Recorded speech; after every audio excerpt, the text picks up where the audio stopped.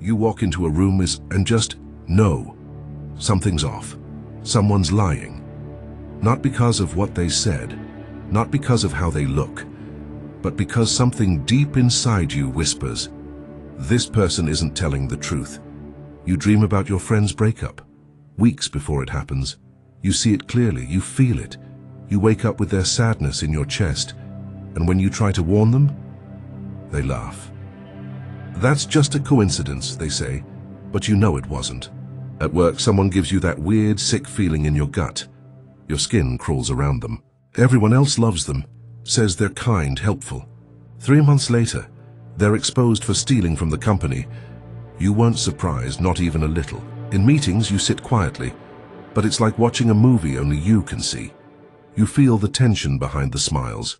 You sense the power plays, the manipulation. You know which ideas will fail, long before anyone else even notices a problem. But when you try to explain any of it, they look at you like you're crazy, like you're overthinking, like your brain's making it all up. If that sounds like your life, you're not imagining it. You might be what Carl Jung called one of the most misunderstood and quietly suffering personality types, an intuitive introvert, not dangerous to others, but dangerously vulnerable to yourself. Jung studied people like this, people who could pick up on symbols, meanings, hidden patterns before anyone else even noticed a change. He called it introverted intuition, a psychological function so rare and intense that it often leaves the person feeling like they live in two worlds at once: the outer world, where everyone else lives, and the inner world, where you see what they don't. You sense what isn't obvious. You absorb things that aren't spoken. And here's the problem. Most people don't believe in the unseen. They trust data, what they can measure, what they can touch.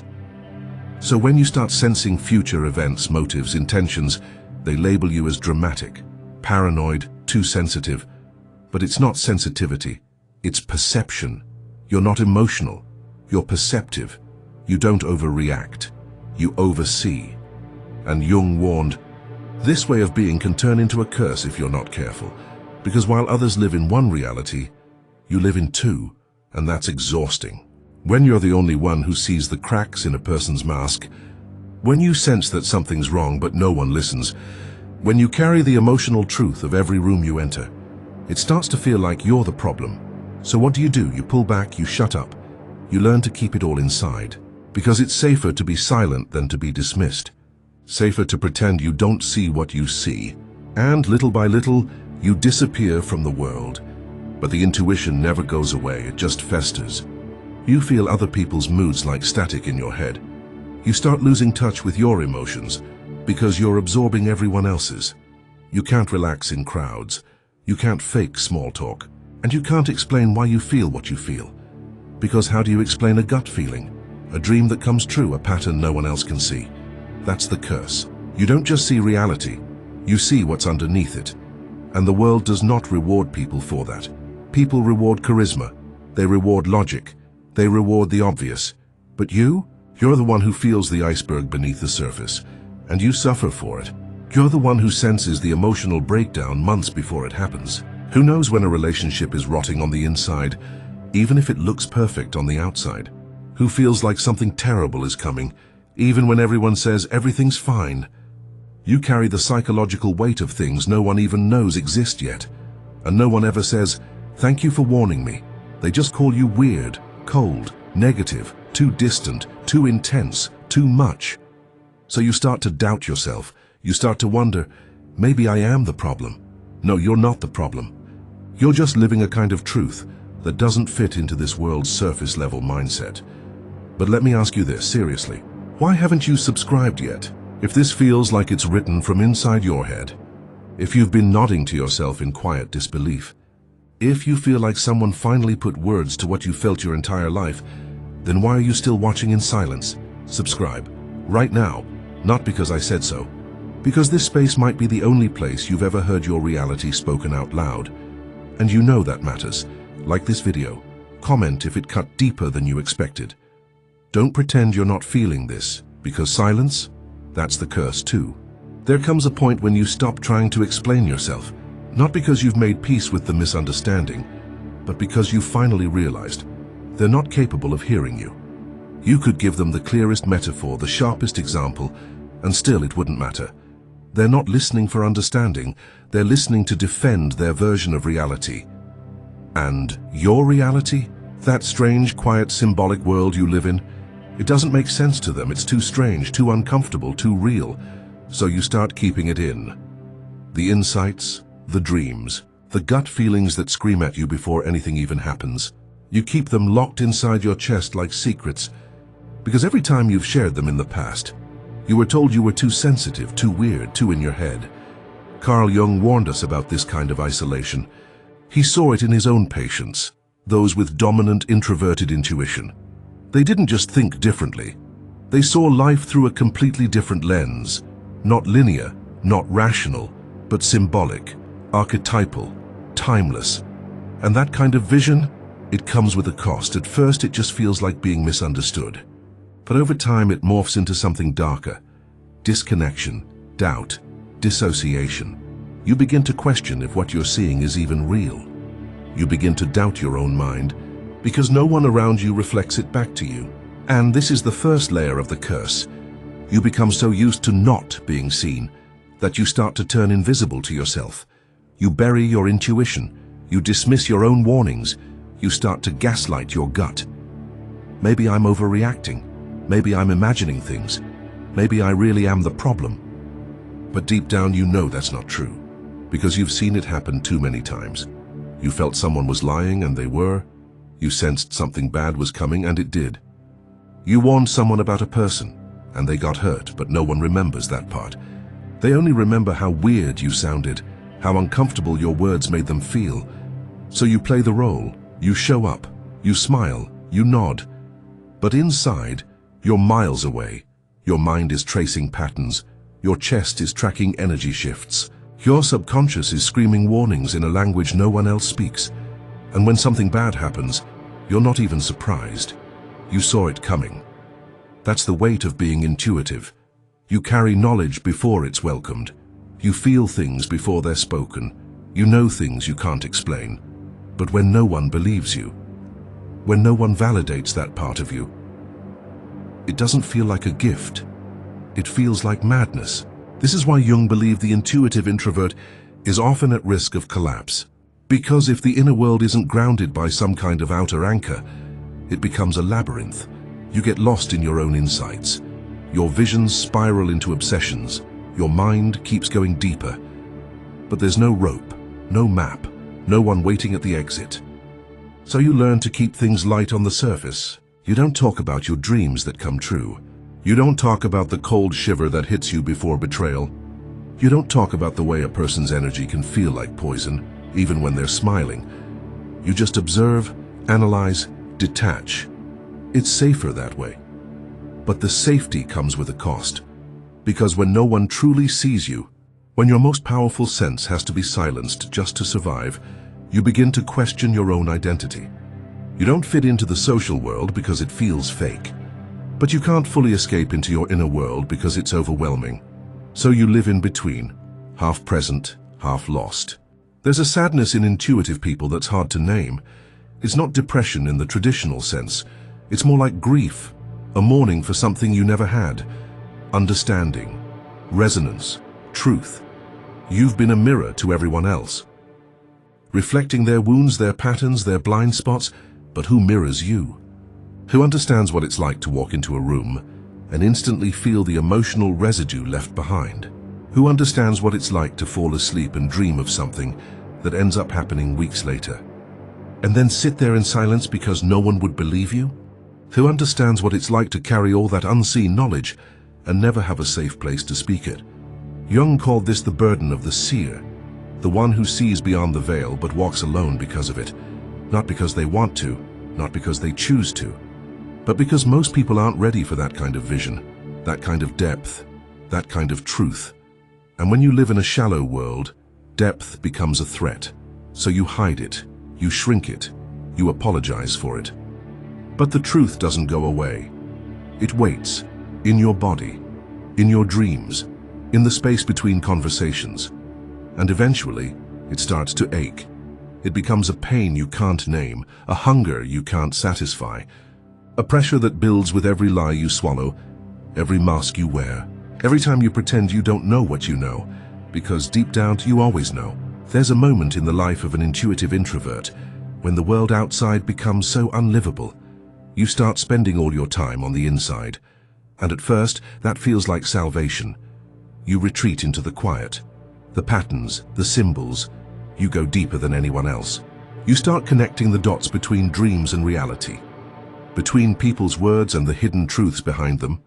Your mind becomes a library of insights, and in that solitude, you feel powerful. But then something shifts. The deeper you go, the harder it becomes to come back. You're no longer reflecting on the world. You're reinterpreting it constantly. Every moment becomes a puzzle to decode. Every person becomes a riddle wrapped in archetypes. You stop seeing people as they are, and instead you see them as metaphors, roles, shadows, symbols of deeper truths. And here's where the trap begins. Carl Jung warned about this psychological collapse, a place where introverted intuition turns pathological, not because it's evil, but because it becomes unbalanced. You start living in your projections. You confuse your symbolic interpretations with reality itself. Someone forgets to text back and suddenly, it's a betrayal you saw coming. Someone says something small and now they're embodying the archetype of the tyrant. Someone compliments you and you wonder what they're hiding. You become so flooded with meaning that the present moment disappears. You stop experiencing reality as it is, and start experiencing your internal filter as reality. This is when intuition starts to feed on itself. You sense something, so you withdraw. But then your withdrawal makes you more paranoid. Your paranoia creates more signs. More signs validate your fear, and now your inner world is spiraling. And there's no one there to pull you out. You become the dreamer who can't wake up, not because you're weak, but because the dream is more coherent than real life. In the real world, people lie, they contradict themselves, they wear masks and pretend to care. But in your inner world, there's structure, meaning, clarity, and so you start living there, more and more, until even when you're with people, you're not really with them, you're studying them, predicting them, decoding their symbols in real time. Jung called this being possessed by the unconscious. It's when your inner world is no longer just a lens, it becomes a prison. And it doesn't look like madness from the outside. You're quiet, calm, insightful, but on the inside, you're spiraling. You're overanalyzing every gesture, every silence, every sentence, every dream. It's not that you're wrong, you're just drowning in too much truth, and no one talks about that. No one warns you that intuition, when left unchecked, becomes an obsession. That depth without grounding becomes disassociation. That being right about people doesn't mean you're connected to them. It just means you're alone with your knowing. You begin to fear connection because it might distort your perception. You begin to fear love because it makes you vulnerable to chaos. So you cling tighter to your vision. You build walls out of metaphors. You armor yourself with insight. And soon, you're untouchable, but you're also unreachable. That's the hidden curse. You're so good at analyzing the game. You never play it. You're so skilled at spotting patterns, you stop participating in real life. And that loneliness? It's not a surface loneliness. It's a soul-level isolation. Because even when you try to explain what you feel, people just blink, nod, change the subject. They don't see how much you're carrying. They don't see how heavy it is to know things you can't unknow, to feel energies you can't explain, to sense betrayals before they happen. And so you stop trying. You become the quiet one, the mysterious one, the friend who always seems a bit distant. But what they don't realize is, you're not distant because you don't care. You're distant because you care too much and you feel too deeply. And if you open that door all the way, it might crush you, so you smile, you nod, you say, I'm fine. But your dreams keep warning you. Your body keeps tensing up. Your intuition keeps tugging at your sleeve like a desperate child. It's not just anxiety. It's a message. Your soul is begging you to come back, to re-enter the world, to risk being seen again. Because yes, it's dangerous. Yes, people are unpredictable. Yes, you'll be misunderstood again. But if you don't reconnect, if you stay locked in your head forever, you'll lose your humanity. You'll become all vision and no life, all pattern and no love, all knowing and no being. And deep down you already feel it happening, don't you? There comes a moment when even the most intuitive introvert hits the wall. The world you've built inside your head, the quiet realm of symbols, meanings, dreams, it starts to crack. At first it's subtle, you miss a deadline, you cancel a plan that actually mattered. You forget how to talk to people without rehearsing first. But it builds. You start to feel stuck, trapped between two worlds, the outer one that feels fake, and the inner one that feels too real. It's like being in a lucid dream you can't escape. Everything is rich in meaning but empty of life. And then something happens, a relationship ends, you lose a job, someone dies. You have a panic attack in the middle of a grocery store. Your mind tries to explain it away. This is transformation, you tell yourself. This is spiritual growth. But the truth is, you're collapsing. Because you've gone too far inside. You've neglected the outer world for too long. You've ignored your body, your boundaries, your basic human needs. And now the psyche demands balance.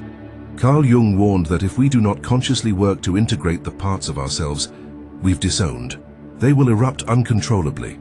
He called it the return of the repressed.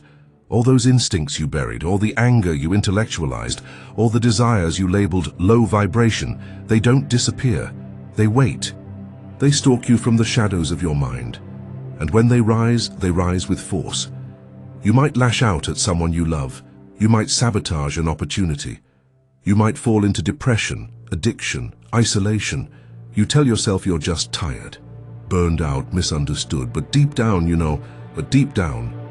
this is the part of you that refuses to be ignored any longer, the part that's wild, raw animal alive. And here's the paradox. This is also the part that can save you, because the solution is not to abandon your intuition. It's to balance it, to come back into the body, to return to the now, to reconnect with instinct, emotion, chaos, everything you tried to outthink. It's terrifying. For someone who's lived inside the mind for so long, the physical world feels clunky, irrational, loud. You'll want to retreat, to meditate it away, to analyze it into silence. But this time, that won't work. You're being forced to grow, not upwards into the clouds of abstraction, but downward into the earth, into reality, into relationships, into discomfort, into truth that can't be decoded, only felt. This is the initiation Jung spoke about, a confrontation with what he called the shadow. Everything you rejected, feared, denied. It shows up in dreams, in symptoms, in the things you project onto others. And the task now is not to escape it, but to face it, to admit that yes, you are intuitive, yes, you see things others miss. Yes, you feel energies, patterns, shifts in the collective, but also you are human. You need rest, you need connection. You need to be touched, seen, loved. And that requires risk. It means you'll be misunderstood, mocked, dismissed. You might be too much for some people, too deep, too silent, too sensitive. But you're not here to be understood by everyone. You're here to live, to integrate all parts of yourself, not just the ones that feel safe. Because without integration, your gift becomes your curse. Your insight becomes isolation. Your perception becomes paranoia. Your wisdom becomes weight. But when you start integrating, when you stop hiding behind your intuition, something powerful happens. You begin to trust your body again. You say what you mean even when it's messy. You let yourself be seen even when it's uncomfortable. You stop trying to read everyone's mind and start asking real questions. You stop anticipating rejection and start risking intimacy. And slowly, you realize that not every emotion needs to be decoded. Not every person is a symbol. Not every silence means danger. Some things are just simple, and that's not shallow. That's healing. You stop drowning in depth. You stop spiraling into meaning. You return to earth, to people, to yourself. And here's the thing Jung emphasized again and again. True wholeness is not about perfection. It's not about being a higher being. It's about being whole, which means holding contradictions. You can be sensitive and strong. You can be intuitive and embodied. You can be deep and practical. You can be spiritual and grounded. You can walk alone. But also let people walk with you. This is individuation, the process of becoming a full person. Not just a mind, not just a soul, but a being. And the cost of ignoring that process? You stay stuck in the same cycle, forever knowing, but never becoming. And you were made for more than that. You were not meant to live in a dream. You were meant to wake up when you finally return. Back to your body, your breath, your voice. It doesn't feel like triumph, it feels like humility, because now you see what you were missing all along. It wasn't that the world was too shallow. It was that you were afraid to show up in it, fully. You didn't retreat into your mind because you were wise. You did it because you were scared. You saw too much, too soon, felt too much, too fast. And instead of growing with the world, you grew around it, like a tree twisted by shadows. Bent not by nature, but by fear, and now you're straightening, not by force, but by facing what you've run from your entire life. Responsibility, connection, presence, messy, imperfect, human life. You stop chasing perfect words. You start saying what's real. You stop waiting to be understood. You start choosing to be seen. You stop living in a story and start living in the moment. Jung said, "The privilege of a lifetime is to become who you truly are." And that doesn't happen in solitude alone. It happens in the fire of living. You begin to see that your intuition was never the enemy. It was your compass, but you mistook the compass for the destination. You mistook insight for identity. You mistook depth for wholeness. You mistook silence for strength. But now you know the truth. True strength is integration. It's feeling deeply and still showing up. It's seeing darkness and still choosing light.